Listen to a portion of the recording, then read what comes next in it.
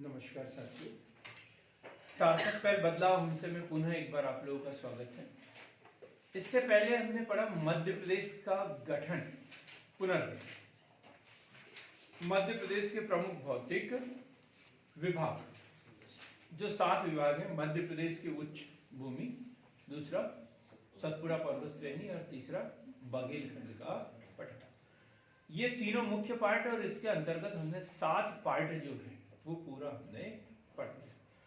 अब इन सभी में की एक एक चीज हमें पढ़ना है, जैसे चट्टानें, नदियां, वन, प्रमुख पर्वत श्रृंखलाएं, ये पूरा पढ़ना है। और आज हम लेके आए हैं नदी तंत्र।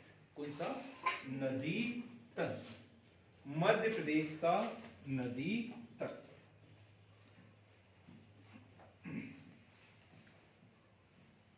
मध्य प्रदेश जो है वो भारत के बीचों बीच में स्थित है और इसमें है एक नर्मदा सोन नदी की घाटी। नर्मदा सोन नदी की घाटी, नर्मदा नदी घाटी जो वृंश घाटी है और पूरे भारत में जल विभाजन का कार्य करती है। तो हम एक तरफ से पढ़ेंगे डिटेल में, वीडियो शुरू से अंत तक देखें तो एक एक चीज हमें पता चल जाएगा। ऐसे नदियां जो उत्तर की ओर बहती है, ऐसी नदियां जो दक्षिण की ओर बहती है, ऐसी नदियां जो पूर्व की ओर बहती है और ऐसी नदियां जो पश्चिम की ओर बहती है। जो एमपीपीएससी की तैयारी कर रहे हैं, सिर्फ एमपीपीएससी की, उनके लिए तो ये महत्वपूर्ण है। कोई भी एग्जाम की तैयारी कर रहा हूं, ये उनके लिए महत्वपूर्ण वीडियो होगा। तो उत्तर की ओर बहने वाली नदियां जैसे चंबल, सोन, केन, बेतवा, चंबल, सोन, केन, बेतवा, पार्वती, सिंध, काले सिंध, ये सारी नदियां उत्तर की ओर। क्षिप्रा, ये सारी नदियां उत्तर की ओर बहने वाली है। दक्षिण की ओर बहने वाली नदियां, तो एकदम नीचे होगी, नीचे की ओर। तो इसमें बेनगंगा,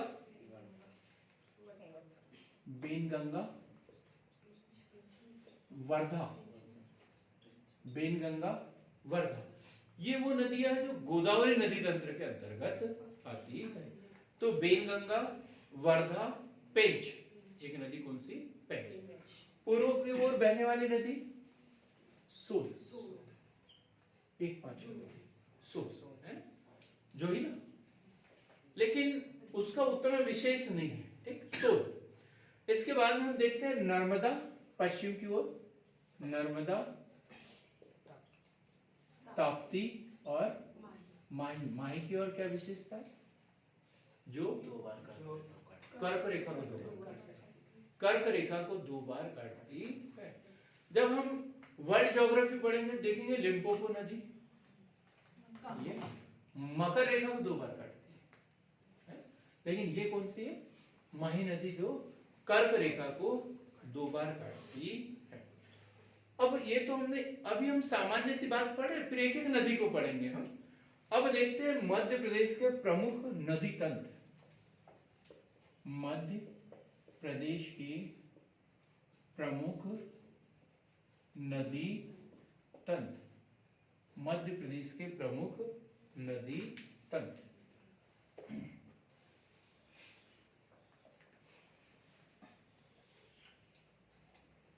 नंबर 1, गंगा नदी का अपवाह तंत्र। गंगा नदी का अपवाह तंत्र। दूसरा चंबल इसी में आएगा, है? नर्मदा नदी तंत्र। ताप्ती नदी तंत्र। एक कौन सा होगा? माही नदी तंत्र, माही नदी तंत्र। और बेनगंगा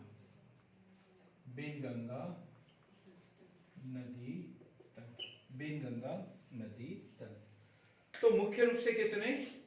5। मुख्य रूप से 5। गंगा नदी मतलब इसमें चंबल वगैरह ये आएगी, पूरी की पूरी यमुना में जाएगी और यमुना से गंगा नदी, तो गंगा नदी तंत्र। ठीक। फिर नर्मदा नदी तंत्र जो पश्चिम की ओर, नर्मदा और उसकी 41 सहायक नदी। फिर ताप्ती नदी तंत्र, ये भी अरब सागर में ही जाएगा, ताप्ती भ्रंश घाटी से होता हुआ। फिर माही नदी तंत्र, ये गुजरात होता हुआ। ठीक। और एक है बेन गंगा नदी तंत्र, जो इसे हम बेन गंगा नदी को गोदावरी नदी तंत्र भी बोल सकते हैं। तो ये अलग अलग नदी तंत्र जो है वो हमें देखना है। और सबसे बड़ा नदी तंत्र कौन सा है इसमें? गंगा नदी तंत्र, सबसे बड़ा जो है गंगा नदी तंत्र।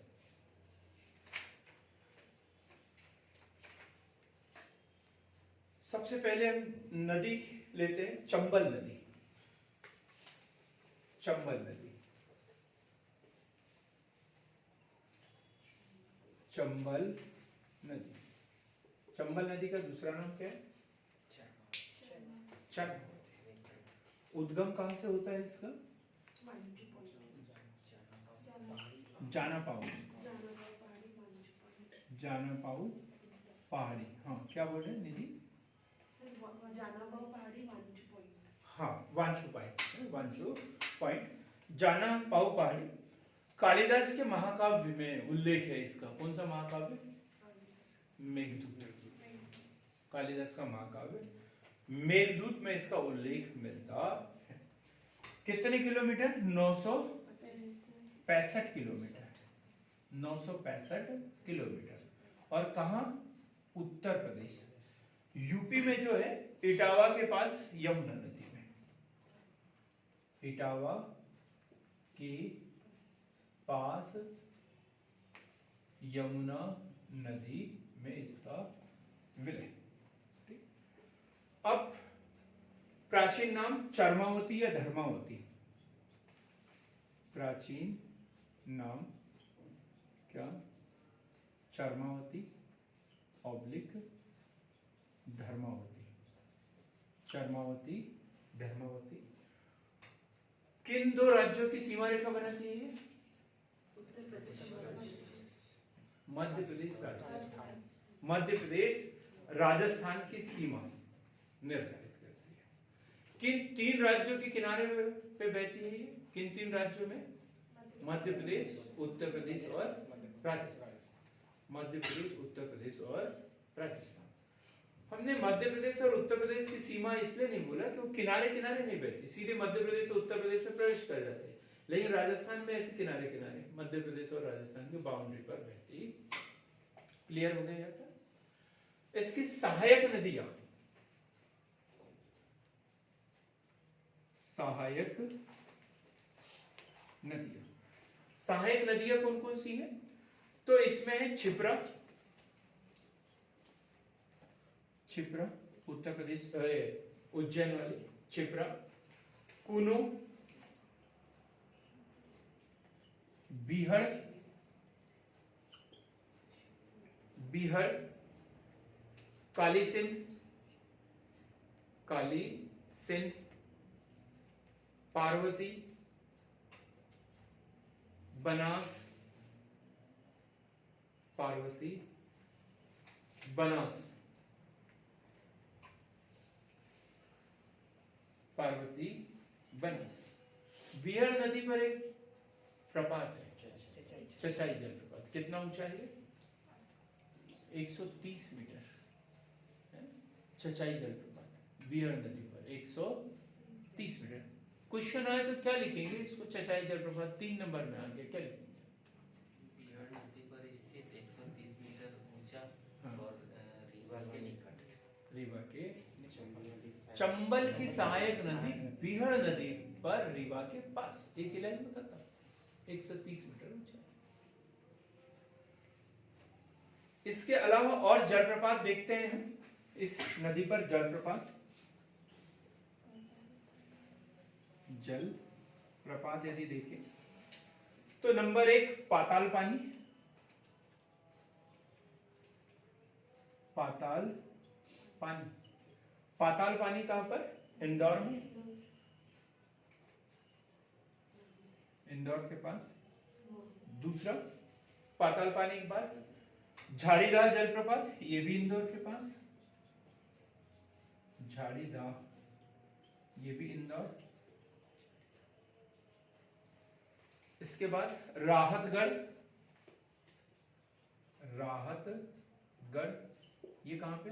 राहतगढ़ मंदसौर, मंदसौर। चूलिया, चूलिया जलप्रपात, ये पीएससी ने पूछा, 2-3 बार पूछ लिया। चूलिया जलप्रपात, कोटा राजस्थान, कोटा राजस्थान।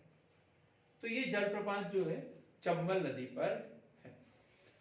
इसके तट पर स्थित शहर, तट पर स्थित शहर, तट पर स्थित शहर, एक है महू, रतलाम, महू, रतलाम, श्योपुर, मुरैना, कोटा वगैरह सब राजस्थान में थे, लेकिन अपन मध्य प्रदेश पढ़ रहे हैं। मुरैना, इस पे परियोजना बनाई है, किस किस की परियोजना है ये? मध्य प्रदेश और राजस्थान की संयुक्त परियोजना। इसे क्या बोलते हैं? चंगा राज, चंगा राज। कौन सी परियोजना? चंगा राज। चंबल नदी पर, चंबल नदी पर गांधी सागर, सबसे पहले कौन सा? गांधी सागर, कहां पर? मंदसौर में। ग से कौन सी हो गई? गांधी सागर, कहां पर है ये? मंदसौर। गांधी सागर जो है मंदसौर में है। पहली जल विद्युत परियोजना मध्य प्रदेश की, जो 1960 में पूरी हुई, 1960 में पूरी हुई थी। ये जो चंगाराज है वैसे 1953-54 में शुरू हो गई,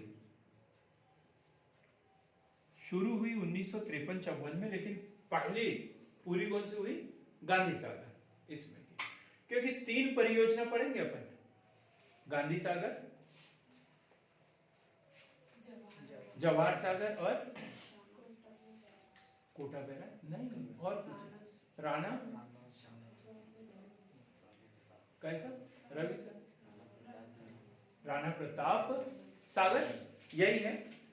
जवाहर सागर, गांधी सागर और राणा प्रताप सागर, 3 परियोजना, ये तीनों में लिखा है। गांधी सागर, राणा प्रताप सागर और जवाहर सागर। सरल सा क्वेश्चन था, फिर भी सब लोगों की शक्ल अभी देखने लायक हो गई थी एकदम। रस से क्या आ रहा है? तो ये पहली कौन सी पूरी हुई? गांधी सागर, मंदसौर में 1960 में पूरी हुई। 115 मेगावाट मध्य प्रदेश को और 57 मेगावाट किसको? राजस्थान को, जो भी विद्युत उत्पादन होगा। ठीक है,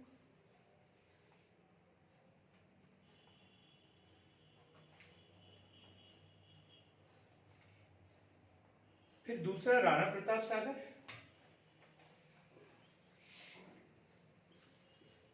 राणा प्रताप सागर, राणा प्रताप सागर, ये चित्तौड़गढ़, चित्तौड़गढ़, रावत भाटा, राजस्थान, 1970 में पूर्ण हुई है। 1970, चित्तौड़गढ़, राजस्थान, 1970 में पूरी हुई। इसकी जो कैपेसिटी है वो है 172 मेगावाट, MW 172 मेगावाट। एमपी को कितना मिला इसमें? कम, 86, और शेष जो भी होगा वो कहां जाएगा? राजस्थान, राजस्थान। तीसरा है जवाहर सागर, जवाहर सागर या कोटा बैराज, कोटा बैराज कोटा में है, स्वाभाविक सी बात है। 99 मेगावाट, इसमें से मध्य प्रदेश को 49.5 और राजस्थान को भी 49.5।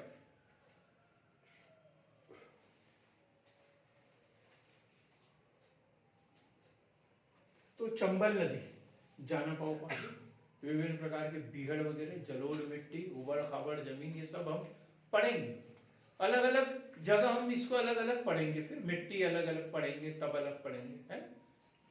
अब हम दूसरी नदी पढ़ते हैं, सोन नदी। दूसरी नदी सोन, सोन नदी। कोई कुछ बोल रहे थे ऑनलाइन वाले?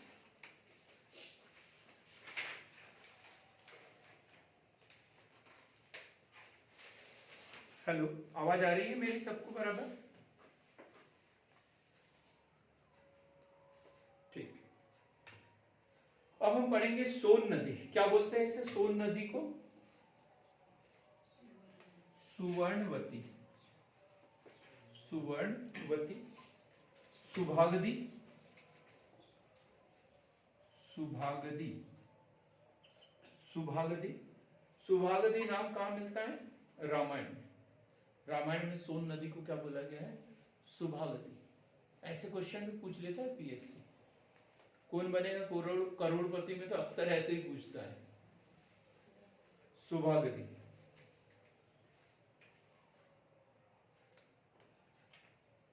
हिरण्यबाहु, हिरण्यबाहु,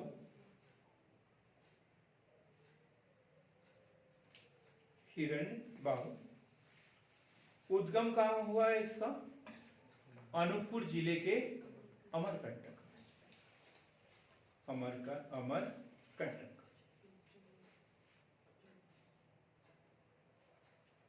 सोन नदी गंगा में दक्षिण से मिलने वाली सबसे बड़ी नदी है। सोन नदी गंगा नदी में दक्षिण से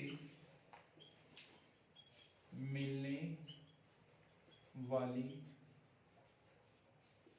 सबसे बड़ी नदी है, सबसे बड़ी नदी है।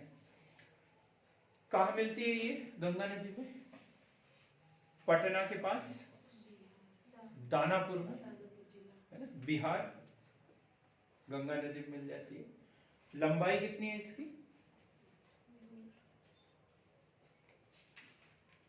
780 किलोमीटर। लंबाई कितनी है? 780 किलोमीटर। देखो ये नदी भी दक्षिण से ही मिलती है, और ये भी फिर भी हमने सबसे बड़ी क्यों बोला? क्योंकि ये डायरेक्ट गंगा नदी में नहीं मिलती, ये पहले चंबल में मिलती है, उसके बाद गंगा नदी में मिलती है।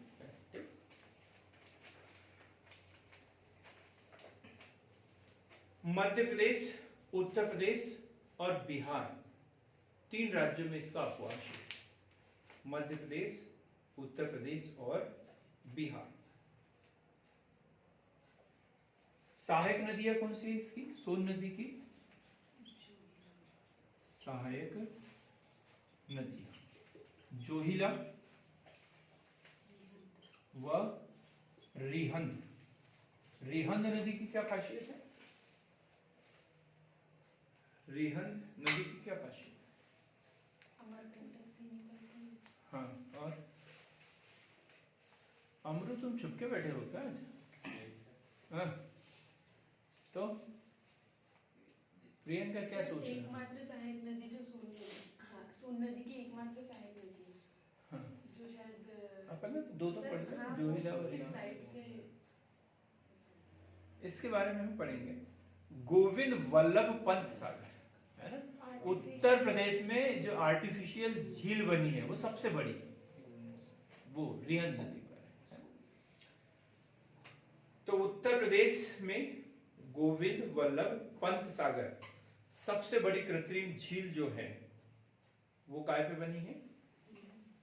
रिहंद नदी पर बनी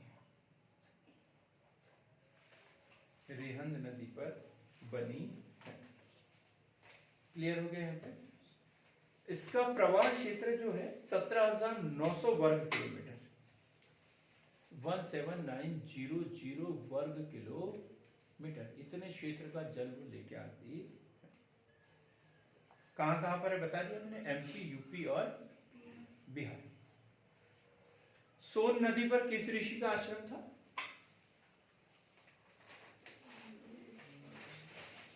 मैं भी बनाऊंगा वहीं पे आप लोगों की दुआ से। अब आप लोगों की नौकरी लगेगी नहीं तो मेरे पास दूसरा कोई उपाय बचता नहीं है, क्योंकि सब कुछ मैंने अपना दाव पे लगा दिया है। अमरदीप जी समझ रहे कि नहीं बात को? मार्कंडेय ऋषि का आश्रम याद रखना। कौन से ऋषि का?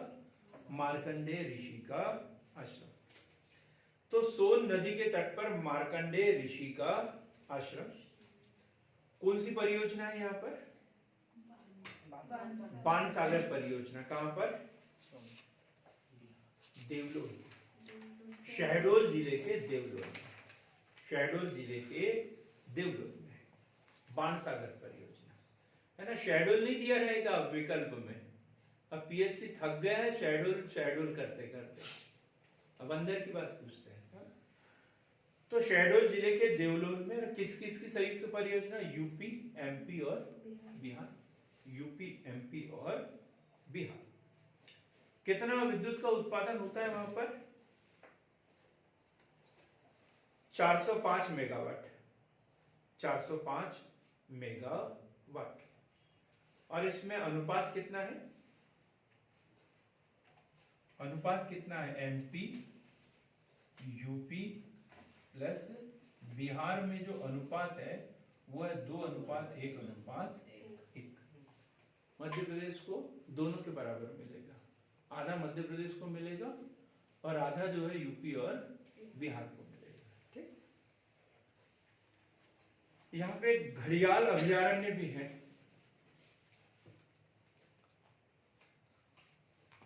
जहां दुर्लभ प्रजाति के कछुए भी पाए जाते हैं इस नदी में। क्लियर हो गया? सोन नदी।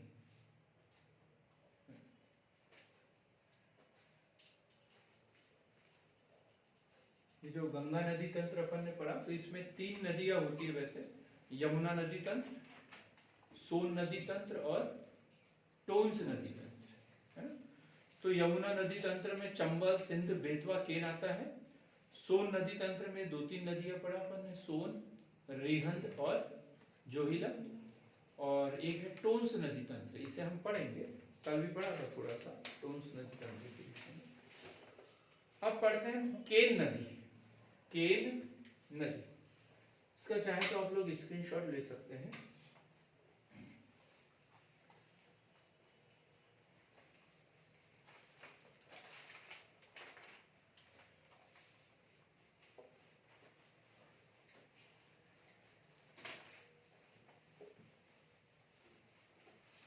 केन नदी नाम तो सुना होगा सबने, कहां पर है, किस जिले में है केन नदी?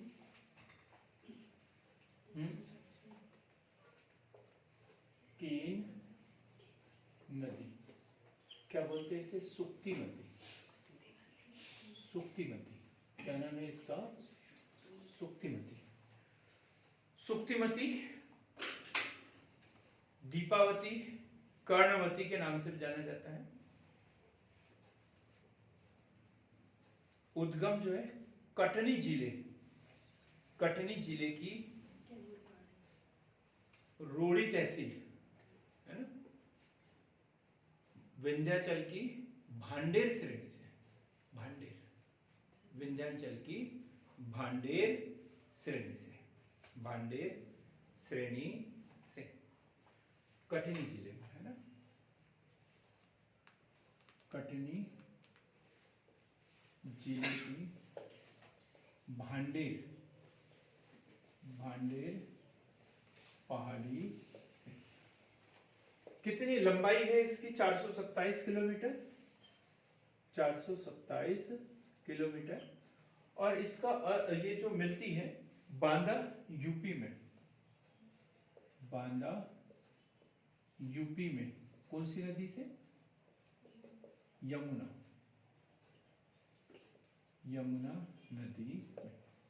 नदी में मिलती है। सहायक नदियां,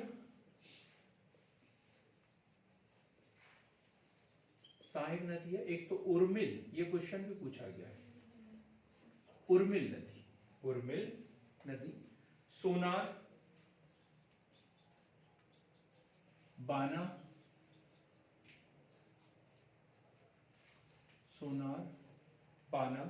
उर्मिल, रनगवा, कटनी, मीठासन, ये सारी नदियां इसकी सहायक नदियां हैं। क्या खासियत है इस नदी की? किसी को एक आध बात पता हो? हाँ? लिंक परियोजना है, केन बेतवा लिंक परियोजना। और क्या खासियत है? पांडव जलप्रपात, शजर नामक बहुमूल्य पत्थर पाए जाते हैं इसमें।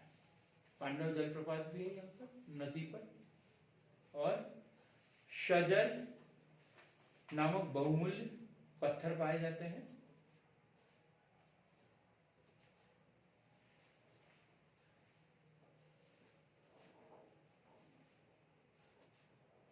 केन परियोजना किस किस की? केन परियोजना एमपी यूपी, केन परियोजना एमपी और यूपी। केन परियोजना किस किस के बीच में? एमपी और यूपी के बीच में। एक ये बताएं, रनगवा नदी बताएं, इसकी सहायक नदी है। तो रनगवा नदी पर 1957 में रनगवा बांध भी बना है, 1957 रनगवा बांध। गंगव बांध किस नदी पर है? गंगव बांध, ये क्वेश्चन भी तो पूछता है ना, केन नदी पर है। हाँ बोलिए, सही बोल रहे हैं। हाँ, केन व सिमरी नदी के संगम पर, केन व सिमरी नदी के संगम पर गंगव बांध, केन व सिमरी नदी के संगम पर गंगव बांध। बरियारपुर बांध भी है यहीं पर, बरियारपुर बांध। ये गंगव बांध याद रखना, ये क्वेश्चन पूछा गया है। हेमलता कहां पर है गंगव बांध? केन और सिमरी नदी के संगम पर। अब हम पढ़ेंगे सिंध नदी। सिंध नदी कौन सी नदी? सिंध। लंबाई कितनी है इसकी? लंबाई किसी ने पढ़ा क्या? सिंध नदी, सिंध नदी 470। कहां पे है? मध्य प्रदेश के सिरोंज जिले में, मध्य प्रदेश के सिरोंज जिले में। और कहां पहुंचती है ये? इटावा। अब बताओ, इटावा पहुंच गई तो वहां पे कौन सी नदी है? कि गंगा? यमुना। इटावा में यमुना नदी में मिलती है। तो हम सिंध नदी की बात कर रहे हैं, जिसकी लंबाई जो है 470 किलोमीटर है। मध्य प्रदेश के सिरोंज जिले में इसका उद्गम होता है, और 470 किलोमीटर बहने के बाद ये उत्तर प्रदेश के इटावा में यमुना नदी में मिल जाती है। सहायक नदियां, सहायक नदियां इसकी देखें तो है पाहुज, पाहुज, कुंवारी, माहुर, पाहुज, कुंवारी, माहुर, पार्वती। ये इसकी सहायक नदियां हैं। कौन सी नदी जो है, ऐसा क्वेश्चन बनेगा तो उत्तर आप लोगों को पता है। कौन सी नदी पालपुर कुनो राष्ट्रीय उद्यान से गुजरती है? अभी तो ये ज्यादा महत्वपूर्ण हो गया है, पालपुर कुनो, है ना, क्योंकि अभी कुछ लाया ना वहां पे, है ना, कहाँ से लाया वो सब अपने को याद करना पड़ेगा, ठीक है। तो ये अब नदी, ये अभ्यारण्य, ये सब महत्वपूर्ण हो गया हमारे लिए। तो पालपुर कुनो राष्ट्रीय उद्यान से गुजरती है, उद्यान से गुजरती है। सिंध नदी गुना को दो बराबर बराबर भागों में विभक्त करती है, विभक्त करती है। अब हम पढ़ेंगे काली सिंध नदी। सिंध के बाद काली सिंध। इन दोनों में कंफ्यूजन होते रहता है, तो इन दोनों को हमने एक साथ में लिख लिया। काली सिंध नदी 150 किलोमीटर, लंबाई कितनी? 150 किलोमीटर। सारा कंफ्यूजन दूर हो गया। इसका नाम बड़ा था, नाम बड़ा है, लंबाई कम है, और इसका नाम तो छोटा है लेकिन लंबाई ज्यादा है। तो काली सिंध नदी 150 किलोमीटर देवास जिले में स्थित बागली गांव से उद्गम। कहां से हुआ इसका? देवास जिले में स्थित बागली गांव से, देवास जिले में स्थित बागली गांव से, और शाजापुर नरसिंहगढ़ से प्रवाहित होते हुए कहां चल जाती है? चंबल नदी में मिल जाती है। राजस्थान के नौशेरा में चंबल नदी में मिल जाती है। राजस्थान के नौशेरा में चंबल नदी में मिल जाती है। प्रमुख शहर कौन सा है काली सिंध नदी पर? देवास। देवास शहर किस नदी पर बसा है? काली सिंध नदी पर। देवास है, शाजापुर है, नरसिंहगढ़ है, ये किस नदी के तट पर? काली सिंध नदी। अब हम पढ़ेंगे क्षिप्रा नदी। छोटी छोटी नदियां पढ़ रहे हैं। क्षिप्रा नदी, क्षिप्रा नदी कितनी है लंबाई इसकी? 195 किलोमीटर, 195, 195 किलोमीटर। इंदौर के पास, इंदौर के पास काकरी बर्डी पहाड़ी, काकरी बर्डी पहाड़ी, काकरी बर्डी पहाड़ी, इंदौर के पास काकरी बर्डी पहाड़ी। चंबल नदी का उद्गम कहां से हुआ? जानीपाव पहाड़ी, है, याद रखना, इसी में कंफ्यूज हो जाते हैं ऐसा। दोनों एक साथ में विकल्प दे देते हैं तो फिर तो अच्छे अच्छे लोग घबरा जाते हैं वहां पर।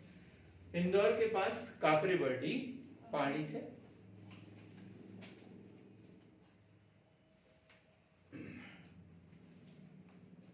बनेश्वर कुंड, बनेश्वर कुंड, उज्जैन, देवास, रतला, मंदसौर होते हुए कहा जाती है ये? कोटा राजस्थान। चंबल नदी, चंबल नदी कोटा में कहा मिल जाती है ये? चंबल नदी में मिल जाती है। कौन सी नदी कहते हैं इसे? नहीं तो पवित्र नदी, मालवा की गंगा। प्रदूषित नदी अपन बेतवा को बोलेंगे, मध्य प्रदेश की गंगा, है ना। ये क्या है, मालवा की गंगा। इसे क्या कहते हैं, मालवा की गंगा है।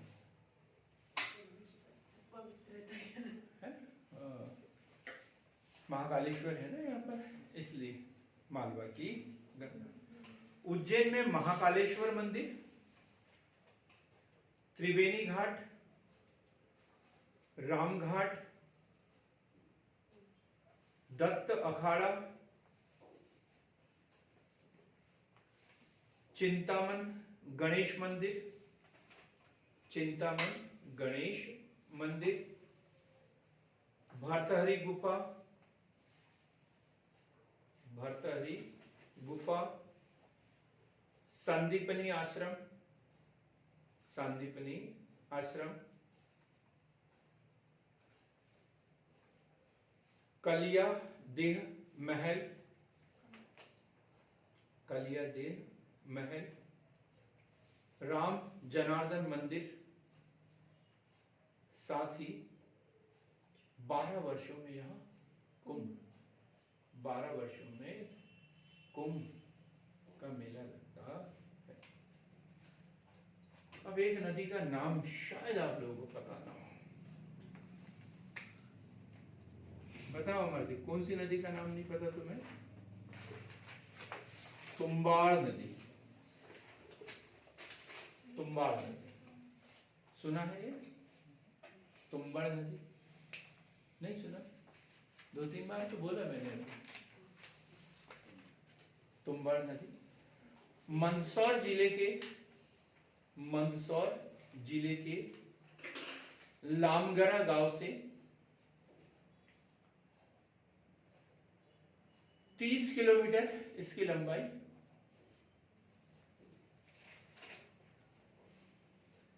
चंबल नदी में मिल जाती है।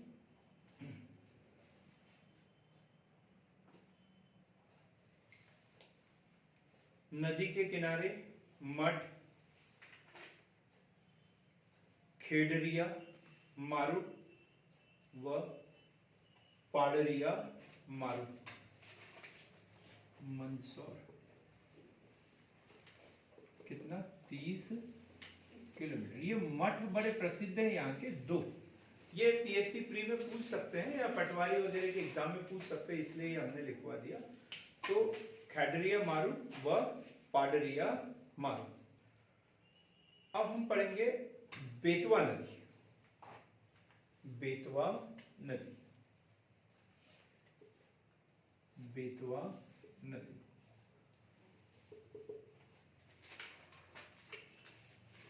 वेत्रवती नदी भी बोलते हैं इसे, वेत्रवती नदी। शिव की पुत्री भी बोलते हैं इसे, शिव की पुत्री। यहां भी कंफ्यूज हो जाते हैं लोग। शिव की पुत्री बोला और मुल्ताई वालों ने ताप्ती पे टिक लगाया। वो सूर्य पुत्री, वो सूर्य पुत्री, और ये किसकी? शिव पुत्री, शिव की पुत्री। 480 किलोमीटर लंबाई।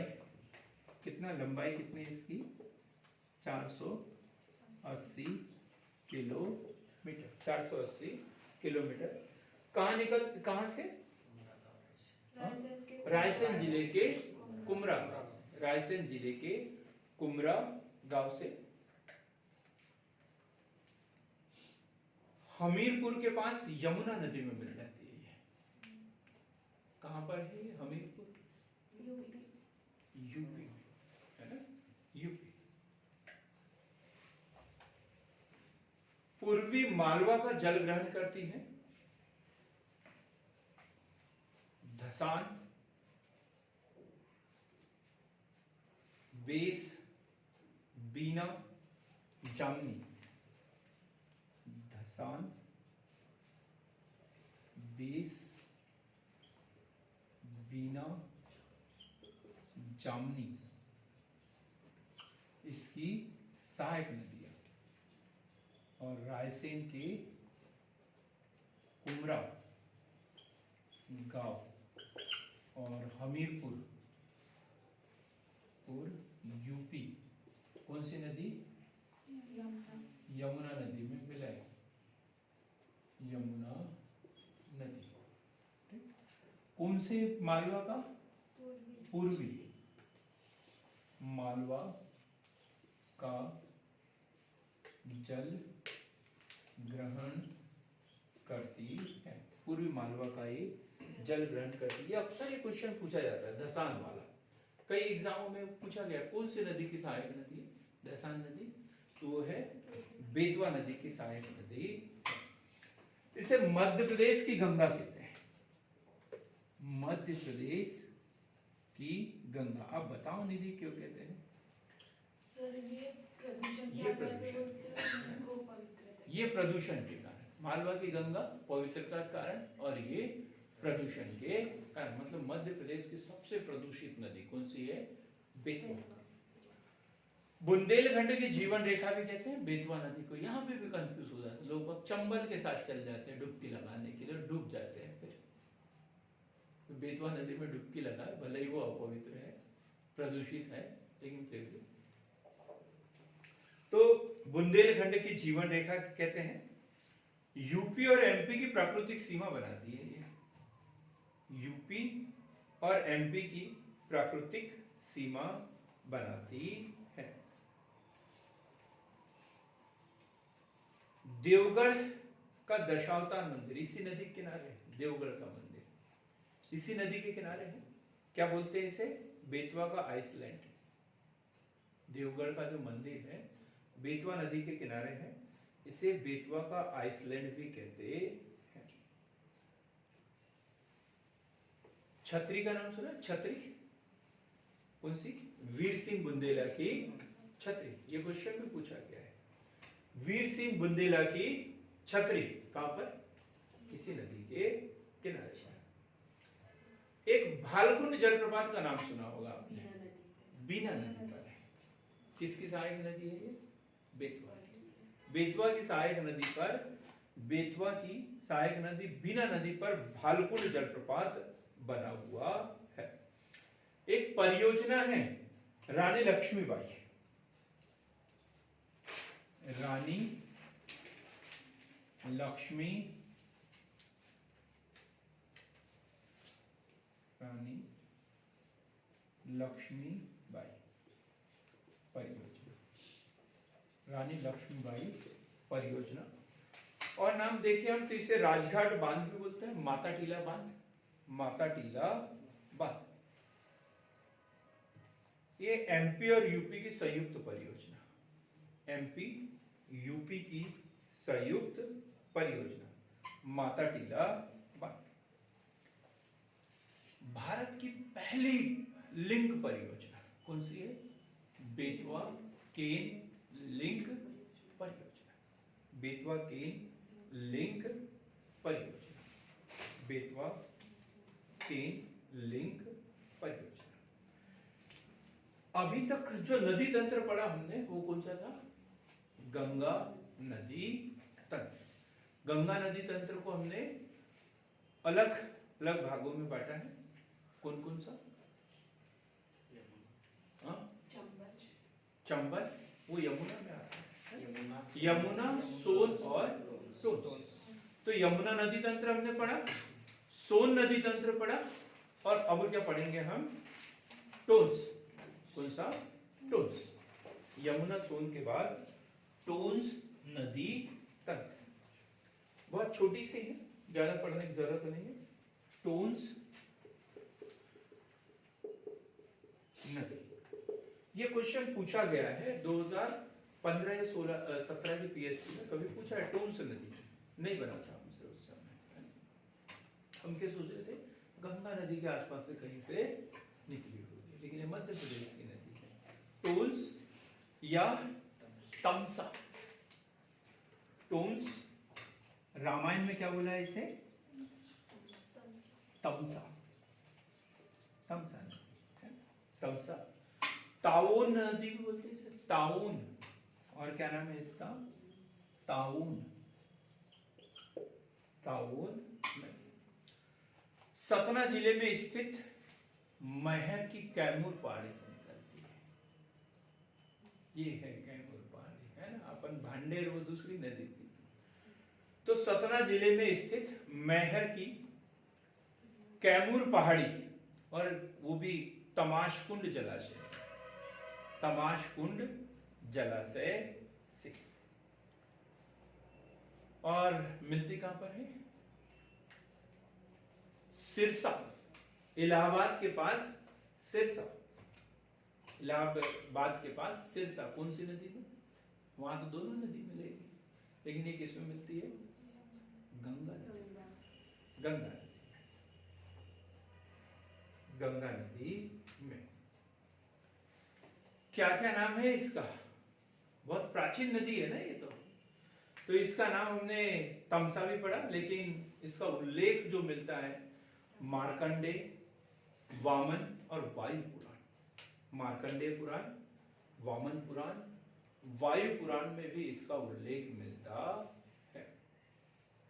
मार्कंडेय, वामन, वायु पुराण में इसका उल्लेख मिलता है। इसकी सहायक नदियां देखें तो बेलन, बीहड़, बबई, बीहर है, बीहड़ नहीं, बीहर, बीहर, बबई, सोनकर, पटान, सतना,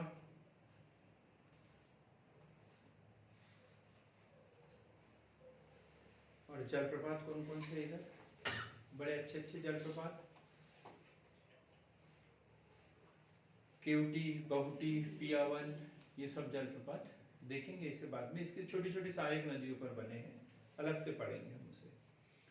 एक और नदी पढ़ लेते हैं जो चंबल नदी के पास है, वो है शिवना नदी।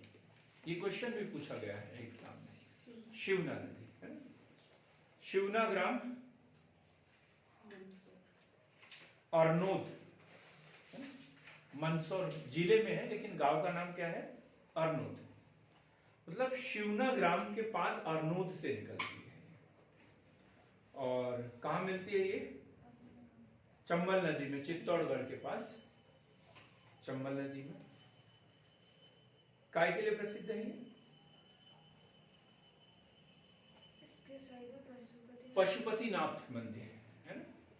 तो मंदसौर स्थित भगवान पशुपतिनाथ अष्टमुखी मंदिर, पशुपतिनाथ अष्टमुखी मंदिर। एक है पार्वती नदी, पार्वती नदी, पार्वती नदी। पार्वती नदी कहां से?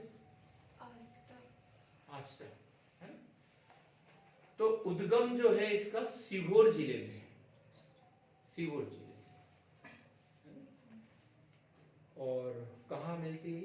चंबल नदी, चंबल नदी में। नहीं, आष्टा होते हुए जाती है ये सीहोर से निकलती है सर। हाँ, सीहोर जिले से। आष्टा वगैरह इसके तट पर है। सीहोर, ब्यावरा, राजगढ़ होते हुए बहती है, चंबल नदी में मिलती है, चित्तौड़गढ़ के पास।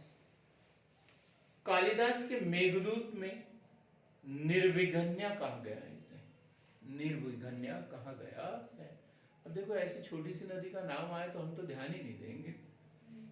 मेघदूत का नाम आया तो बोलेंगे कोई बड़ी नदी होगी, है ना, छिपरा वगैरह ऐसी कोई नदी।